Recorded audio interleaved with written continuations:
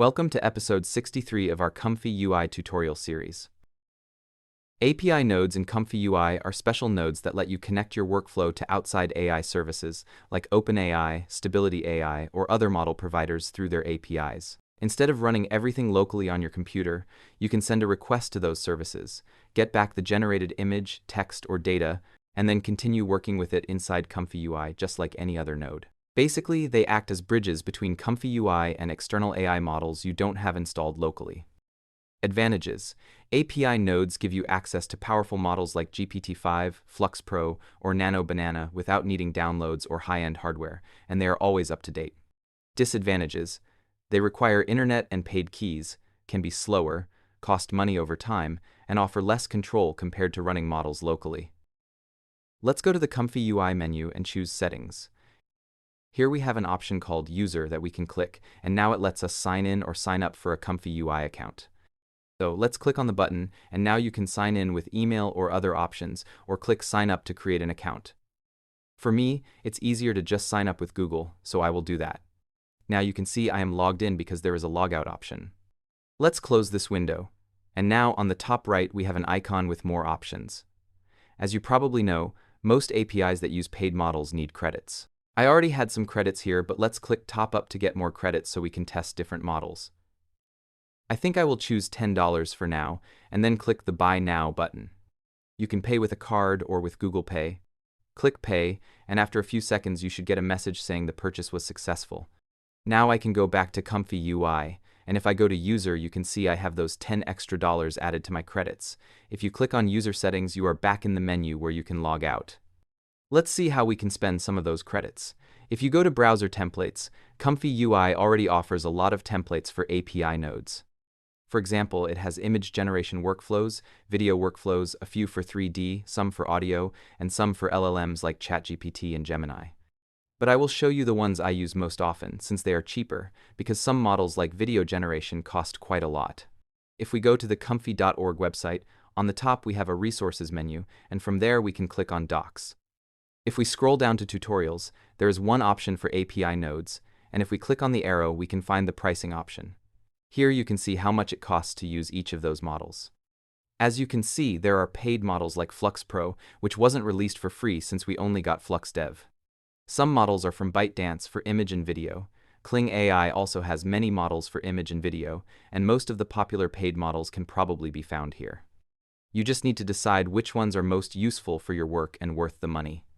Enough talking, let's create something.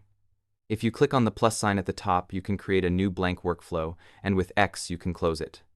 I already have one blank workflow open, so let's double-click on the canvas and type Google. As you can see, it starts showing API nodes, so you can easily recognize which ones are API. I will select the Google Gemini image. You probably know this model as Nano Banana, but the official name is Gemini 2.5 Flash Image. These special nodes have a $sign on top to notify you that they cost money. In this case, it costs 3 cents for 1,000 tokens, which basically means each image generated with it costs 3 cents. So with $3 you can generate 100 images. Now, we just need an input and an output to make it work. Double-click and search for a Load Image node, then connect that to the image. Since Nano Banana can edit images, if you don't connect an image, it will generate a new one instead of editing. Then we need to save the result, so on the output we connect a Save Image node. That's the workflow. An image goes in, and the AI model outputs a new image with the changes you asked for. Let's click the button and upload an image. I'll go with this bunny. For the prompt, we give instructions just like we did with Qwen Edit and Flux Context. Let's ask for a side view of this cartoon bunny. Now we can run the workflow, and the information is sent to the cloud on Google's server. In a few seconds, you get the result back. It's not using your computer's processing power because you're paying with credits to use their server, and now I have 3 cents less in my account. We can do something similar with Qwen Edit for free, but you need a stronger NVIDIA card. Nano Banana can sometimes be a bit smarter than Qwen Edit, especially for realistic images. For example, I can load this photo of a woman and change the prompt to put her in a red dress, walking on a street in Paris at night. After running it, in a few seconds we get the result. For things you can't do with free models, it's worth trying API nodes with different models depending on the project. It took about 13 seconds to generate, so the data was sent to the server, processed, and then returned. While it's working, you can do something else. Now let's see if we can turn this woman into a cartoon. I'll add some more details in the prompt, and now we have a cartoon version of her. You can also add multiple images. For example, I can duplicate the load image node, then add a batch images node. We connect the first image and the second image to that batch node, and then connect it to the Google Gemini node. This works like uploading two images into Google Gemini or ChatGPT and then prompting together. You can also chain multiple batch nodes to add more. Let's add this man as the second image, or maybe I'll put him first. The order of the prompt doesn't matter, but what matters is the ratio. If the first image is square, the result will be square. If the first image is portrait, the result will also follow a similar ratio, so keep that in mind. For the prompt, let's create a selfie of these two in the jungle. In this first seed, it looks like the woman is hiding behind the man. Let's run it again for a different seed. Now the result looks much better, and the man and woman are quite consistent. Let's try something else, like adding my logo instead of the woman. Then I will prompt to add the logo on the man's t-shirt. The man is walking on a street in New York, and I want the logo to be red. I will run it again, and in the result it seems to be the same man with the red logo, so it can be quite useful. QuenEdit can do something similar, and they just released a new model, so we will see if it beats the Google Gemini model. Let's go back to one node and let me show you what else you can do. For example, I like to compare the original with the new generation, so we can try this image comparer node from RG3. We can connect the first image and then the resulting image, and I will just prompt for some changes to this logo. Now it is easy to compare in this node how it was before and after, so I usually add that in my workflows since it can be useful.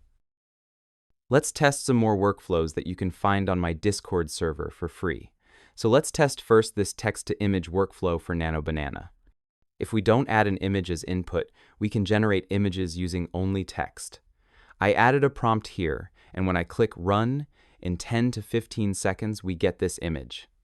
It's quite easy to use with only two nodes. You can delete these extra nodes like the title and the note if you want. I added there a link to API prices and where you can find the tutorial and the Discord server. Let's try the next one. This time it is the image-to-image workflow we saw earlier. We load the image we want to edit, we add the prompt like replacing the background, and we run it. Remember, it costs 3 cents per generation, and we got a background that fits the bunny art style. Let me show you another interesting one that is called Seedream 4. First, we do text to image, so we need a prompt. It is using this model and it costs 3 cents like Nano Banana. But what is different is the big sizes it can do, like 2 kelvins and 4 kelvin sizes. By default, it comes with a watermark, so make sure you turn that off. And this is the result. It has nice details and is quite useful to get big images without needing to upscale them. But it can be even more useful if you want to do image editing. Just like QuenEdit and Nano Banana, it seems it can support images. I only added one, but it can support up to 10 images if you chain link them with batch image. So let's try the same thing we tried with Nano Banana to replace the background. Just select the ratio you want, and the resulting background fits quite well. And we have a big image at the same time, so it is good that we have so many options for editing. If one workflow doesn't work, we can try another one, since some models are better for some projects compared to others. Let's see if we can do a back view, and also make it in the jungle on a suspended bridge, and the result looks good. It is quite useful when we do AI videos with a first frame and an end frame. Let me add another load image node, and then I will use a batch image node to connect it. I will change the second image to my logo, and let's prompt for the same bunny in a cave looking at my logo that is made from gold and levitating. I got this nice image. For this seed, the logo is a little taller than the original, but the way it integrated with all the instructions can still be quite useful. Let's test an LLM prompt generator like ChatGPT-5. Don't confuse the Nano in the title with Nano Banana. This one is from OpenAI, not Google. We have different models for GPT, but I chose Nano because of the price since it is cheaper. If I select another one like O4, you can see it is more expensive. Some might be smarter if they are more expensive, but that is not always the case. Anyway, I will go with the Nano version since it is smart enough for prompts and quite cheap. You can add advanced options or instructions in this node like I did here, so you can adjust that to create all kinds of things, from prompts to stories or whatever you need. I will tell it what I need the prompt to be in a few words, like a cat in the jungle, and I put a preview any node here so I can see the generated text and use that prompt in other workflows. I got this one, only the prompt exactly how I asked. Now you can copy and paste it where you need, or even connect this to other workflows. For example, I can get a prompt for an image. It is using the same node, but what is different now is that I gave it an image, and then in the instructions I told it how I want it to look at the image and give me the prompt in the format I want. And now I get a long detailed prompt that works great with other models like Flux or Qwen that support long descriptive prompts. You can copy these nodes into another workflow or save it as a template and import it into another workflow. Let's say I open a Nunchaku Qwen workflow from episode 62. This is a text-to-image workflow, and we have the prompt, but I want the prompt to be generated from an image, and then generate an image based on that prompt. So what I can do is connect that output to the clip text encode node. You will see a dot appear next to the text. Now, you don't need to type the prompt, it comes from the GPT-5 result. If I run this, I get something like this. The result is quite similar, which means it did its job right. Let's try with a different image. I will try with this photo of a woman, but this time I will prompt that I want the woman to have a green t-shirt, not red. So basically, we get an adapted prompt for that woman. Let me add a preview node here so we can actually see the result. You can see in the prompt it added that green t-shirt, and the rest is describing the image. This is the final result. We got a woman in the same pose, with a green t-shirt. Let's try another one. This time I will use this squirrel, and I want a new one, but in a red outfit with white stars. In the prompt, it added what I asked, and for the result I got this one, which is quite nice considering we only use text to image. It will not work for all images since you are limited by what the model can do, but if the model can handle that art style, you will get a similar result. If not, it can only do what it was trained for. But besides images, text, and video, we can also do audio with ComfyUI. So let's open this Stability AI text to audio workflow. We use this simple node, and if we check credits, we have $15.22. Let's run the workflow to see how much it charges, since on the $sign they didn't add the price. We use the Stable Audio 2.5 model since it is the latest one. We need a prompt for what type of audio we want. It can do instrumental music and some types of sound effects. For duration, you put it here, and you can make it shorter or longer, but from what I saw, it costs the same credits no matter the length. We got audio that seems to be 3 minutes and 10 seconds, so not sure how the duration is calculated. If we look at how many credits it took, it seems it always takes 20 cents, which is quite expensive in my opinion because with $10 a month from Suno AI, I can do many more songs that sound better. Anyway, let's play it to see how it sounds.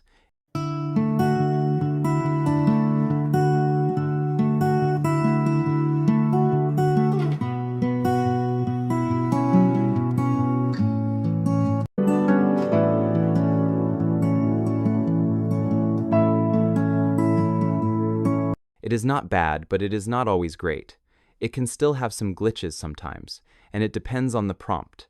Some give better results than others. I did another one where I connected the GPT-5 model to it, so it is easier to get prompts.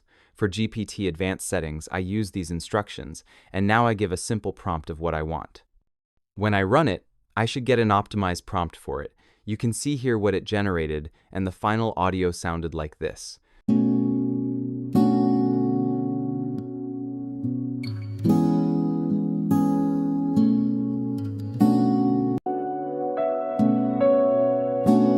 The sound is okay in this case. Let me try to see if I can do some sound effects with it, maybe some rain and thunder. Because of the instructions, the prompt tried to make it like a song, so for sound effects, maybe write different instructions.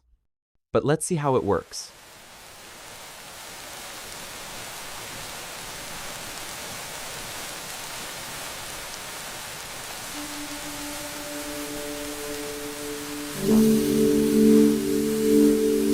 I got some strange effects from those pads. The rain sounded okay, but I want only rain and thunder with no music. So I will go and bypass the GPT node and also the instructions. Maybe I disconnect it just to be sure. I will paste the same prompt and remove the part related to music. Let's try again. I forgot to bypass this one. You could put all the nodes in a group and bypass them with a single click. Let's see how it sounds.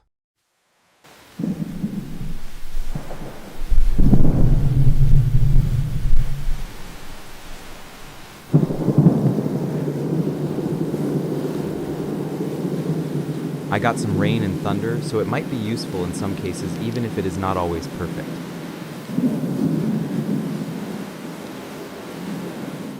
Another monthly AI contest has finished. For September, the theme was Ancient Legendary Elixir.